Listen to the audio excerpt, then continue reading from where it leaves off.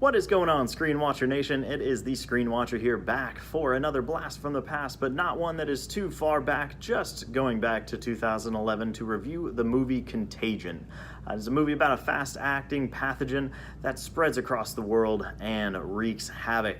But let's go ahead and jump on into the cast and crew. But before I do that, please like and subscribe to the channel just to help me out. All right, cast and crew of Contagion, guys.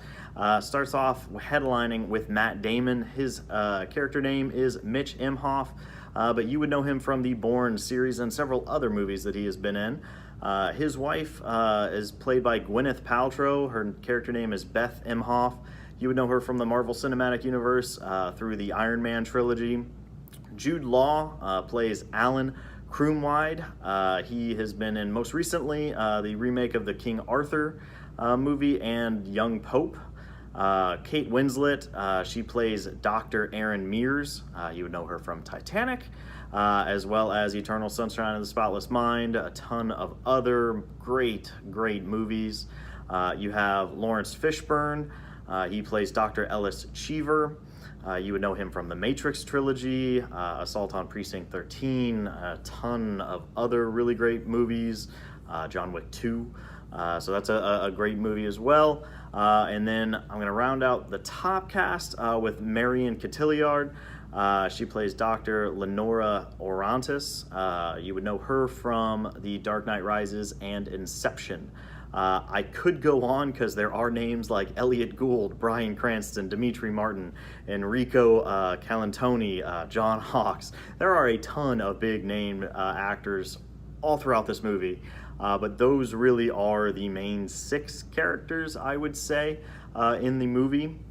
So Contagion, again, it's really about the spread of a deadly disease and trying to track it back to the origin so that they can come up with a solution to it and eradicate it and stop it from spreading, stop it from killing people.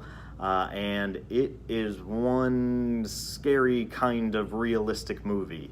As someone who has traveled a lot for work in the past, as somebody who has had a father who travels a lot for work in the past, as somebody who has caught H1N1, which was the swine flu, as somebody who gets sick relatively often, it's one of those scary things that is so real in this world, that with how small the world has gotten with travel and with the ability of people to just move over borders and things like that, it hits home, and it really does kind of freak you out at how fast this travels, at how often we touch doorknobs, and how often we touch our face, and how often we don't wash our hands before eating, and things like that you don't really think about. And it's a very scary, deadly movie that makes you think about all those things. And even just me doing this review right now, I want to touch my face and scratch my beard, because I do it pretty much in every single one of my reviews. But I'm going to try really hard not to, but I'm sure you'll notice how many times I do it now that I've brought it up. But it is extremely well acted. Matt Damon and Gwyneth Paltrow are really the first characters that you meet. Gwyneth Paltrow comes back from a trip to Asia. She, feels jet lagged and just kind of under the weather.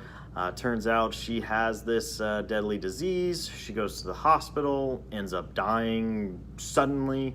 Matt Damon has no understanding as to how it could have happened. His young son ends up passing away as well, but he, for some reason, is immune. So it's just crazy. The CDC, everybody's working on it. Jude Law ends up being kind of a pop journalist guy who ends up trying to make money on a non-FDA approved way of preventing the disease.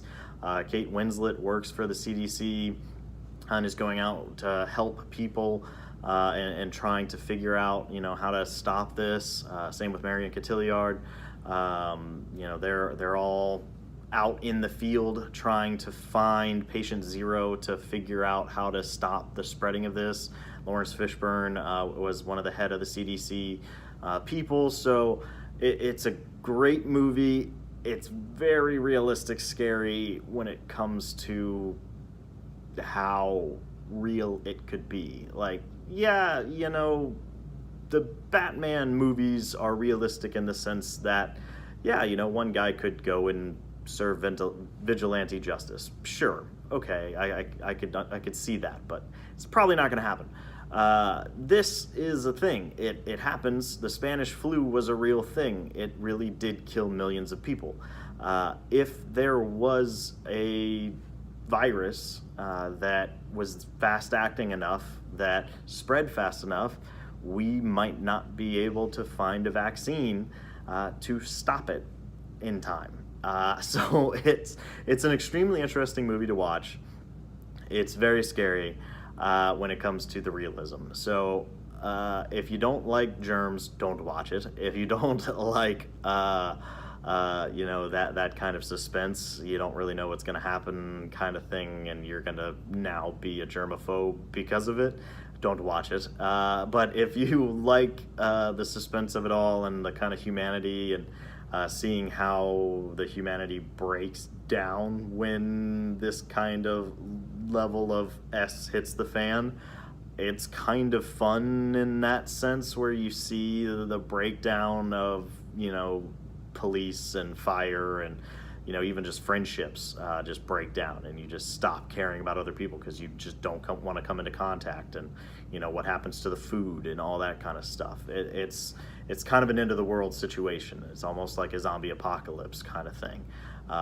But that's my review of Contagion. Have you seen it? What did you think about it?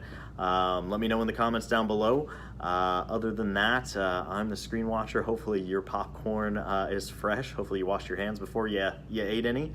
But hopefully you enjoy your day at the cinema, whether it is a blast from the past or one that's out in theaters today.